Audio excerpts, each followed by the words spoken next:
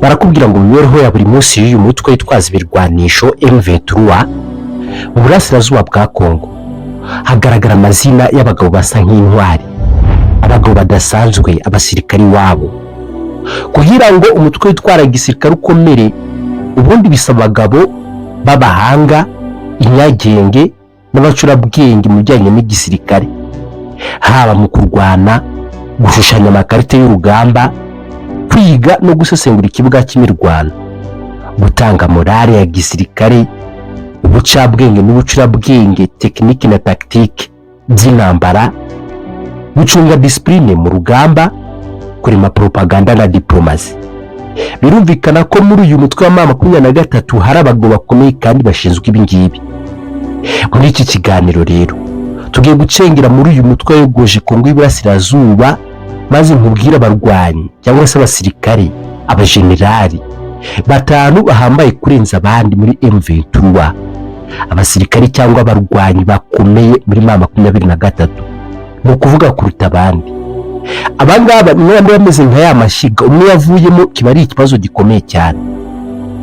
Ikaze kuri Mutavu Official, maze bikunonosorere akantu ku kandi ipaka abagabo basobanukiwe neza. Wicyo musaba ni ukubana nanjye paka iki kiganiro kigeze ku musozo. Nitwa Mutavu Ismael, nguhaye ikaze. Kugira ngo bisobanuke neza, nahisemo gutondekanya aba barwanyi mpereye kuri Kizigenza, ubundi nkaza gukurikizaho babandi bamurwa mu ntege. Ibi ni kugira ngo umenye icyo wa kabiri akesha uwa mbere, cyangwa se umenye icyo wa gatanu akesha uwa kane, kugira ngo bisobanuke neza. Reka nze mpere kuri Kizigenza, umwami w'uyu mutwe. Uwo nta wundi usibye umugabo Sultani Makenga.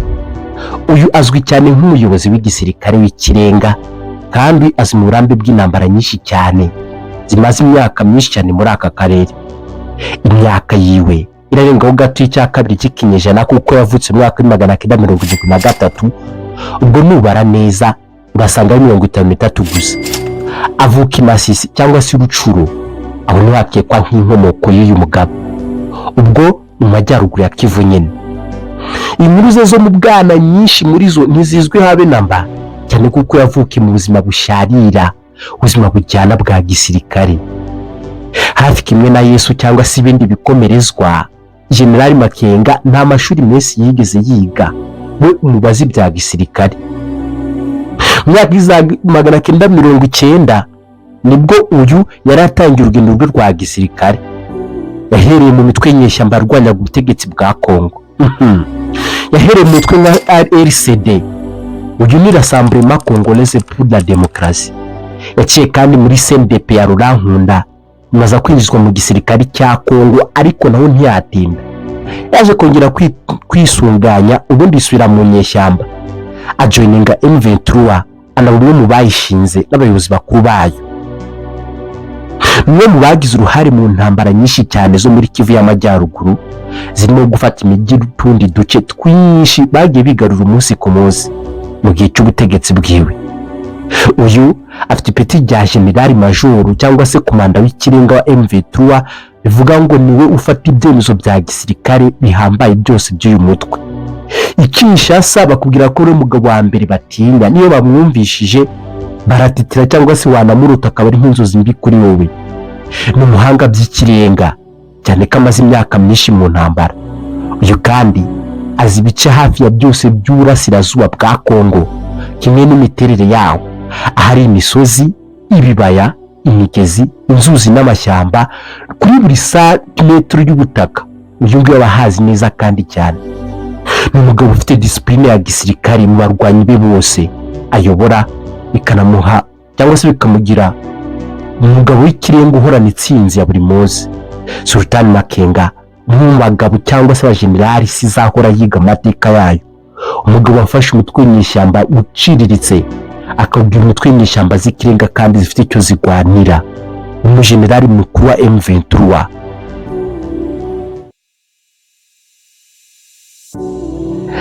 Twese ku mwanya wa kabiri nanone wasanga undi mugabo w'akataraboneka utazi, yitwa Bernard Byamungu. Uyu afatwa nka Deputy Military Commander cyangwa se Chief of Operation, agiranwa kandi nk'ufite ipeti rya gisirikare rya General Majoro aramutse ari mu ngabo z'igihugu zemewe. N'umwe mu basirikari b'abarwanyi kandi bashiririye bikomeye cyane kandi ntakunde kugaragara mu itangazamakuru cyangwa se mu ruhame. Afitwe nka nimero ya kabiri kuri Sultan Makenga. Afite ijambo kandi rikomeye cyane mu miyoborere ya M23. Uyu yavukiye mu burasirazuba bwa Repubulika Iharanira Demokarasi ya Kongo mu ntara ya Kivu y'Amajyaruguru. Nawe neza ni nka Makenga kuko yagiye mu nyeshyamba cyangwa se yaciye akenge akigatiye imbunda kandi abikuriramo, yewe ashobora no kuzabisaziramo ahubwo. Bityo bimugira umurwanyi w'igitangaza kandi w'ikitabashwa kujya muri DRC. Uyu n'amashuri menshi ya gisivile yibitseho ibye n'igisirikare. Yanyuze mu mahugurwa atabarika ya gisirikare haba mu mitwe y'inyeshyamba no mu nzego za leta ya Kinshasa mu bihe bitandukanye. Uyu yungutse ubumenyi bwo gutegura imirwano, kuyobora akamvagari k'ingabo icyarimwe, gushyira mu bikorwa amategeko ya gisirikare n'imiyoborere ikomeye icyarimwe. Uyu ahawe amabwiriza na Chief Commander Sultan Makenga Byamungu ni upanga operasiyo zihambaye za gisirikare muri uyu mutwe. Ategura urugamba, yewe akanashyiraho ikarita ngenderwaho ingabo zijyaho naho zigomba kunyura. Ni nawe uhuza abayobozi bo ku mirongo migari y'urugamba n'ubuyobozi bukuru. Muri muranga rwose niwe mu bagabo badakunda kuvugira mu ruhame, we arakora cyane. Ni umusirikari wariwe, azi gutegura intambara ze mu buryo bwitondewe, ngo na Makenga akabimukundira cyane. Uyu mugabo yibanda ku bitendo bya majeje, ubwo ni ugushyira ingabo ku mirongo migari y'urugamba, apana amagambo.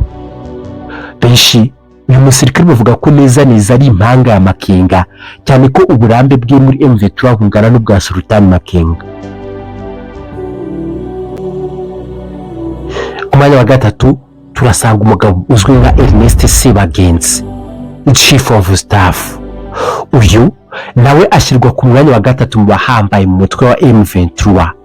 Afatwa nk'umwe mu basenior officer cyangwa se abajenali bakomeye ba M23. Uyu we arihariye cyane umugiranije na Makenga cyangwa se Byamungu. Yahawe inshingano zo guhagararira ubwenge n'icyerekezo cya politiki cya M23. Ibi bivuze iki? Bivuga yuko uyu ari ushinzwe diplomasi na politiki ya M23, bityo akayifasha kwigaragara nkaho renze ku mutwe gusa. Ni nyoza mu kumvikanisha ikiri cyo n'impamvu irwana. Uyu mugabo yize gusesengura politike, igisirikari maze arenzaho n'amategeko. Afite ubuhanga mu magambo n'imvugo, communications and negotiation. Uyu nawe kandi akomoka muri Kivu y'Amajyaruguru, kandi nawe akaba umwe mu bakuriye mu bihe bihoraho by'intambara, nabyo byatumye yinjira mu bikorwa bya politiki y'igisirikare ndetse n'umutekano by'akarere. Uyu nushaka umwita umuhuza wa M23 n'abafatanyabikorwa ku rwego mpuzamahanga. Ni ikiraro gihuza abayobozi ba gisirikare n'abari mu biganiro.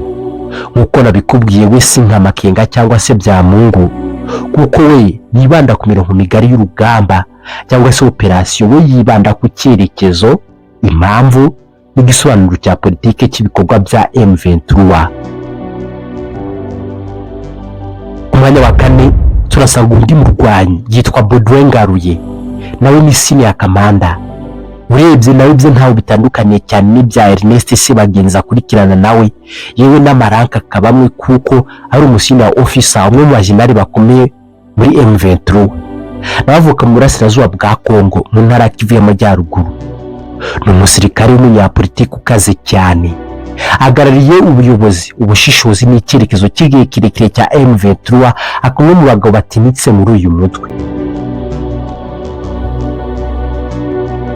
Ku mwanya wa gatanu turasanga umurwanyi kabuhariwe Innocent Ken, yitwa Field Commander cyangwa se afite ipeti rya Field Commander, umwe mu basirikari b'ibitangaza mu kuyobora abandi ku mirongo migari y'urugamba, imbere mu rugamba.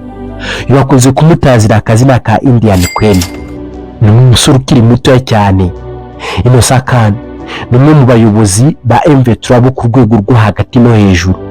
Afitwe nka senior Field Commander wa mbere muri M23. Iyo bigeze ku mirongo y'imbere y'urugamba, abahari kandi afunzemo neza mu kuyobora abandi. ashyira amabwiriza ya gisirikare mu bikorwa abavuye bukuru, ngo nuvuga kwa Makenga cyangwa se kwa Byamungu. Azwiho guhereza morale abarwanyi bakiri bato, cyane cyane urubyiruko, ku mirongo y'imbere ku rugamba. Uyu ni we motivator ku kibuga cy'imirwano. Aracyari muto cyane kuko Ken atarengeje imyaka iri hagati ya 33 na 35 nk'uko bivugwa n'ibitangazamakuru bigiye bitandukanye. Uyu kandi akunda kugaragara mu mashusho menshi akwirakwizwa ku mbuga nkoranyambaga ari kumwe n'ingabo cyangwa se inyeshyamba kuri filide zitandukanye. Ni umusore urangwa n'amagambo akomeye cyane kandi akagaragaza icyizere n'ubutwari. Ese wowe muri abarwanyi Karundura navuze wemeranya nanjye ko bari mu bahambaye muri M23? Niba hari abandi ukeka ko ntavuze, bandike muri comment. Niba hari igitekerezo n'inyunganizi muri iki kiganiro nabyo babishyira muri commentaire. Wibuke gukanda ku nzogera niba utarabikora. Ibyo bituma tuba turi kumwe 5 kuri 5 mu biganiro byacu bya buri munsi. Mwakoze kubana nanjye, nitwa Mutavu Ismael. Naho utaha, bye bye.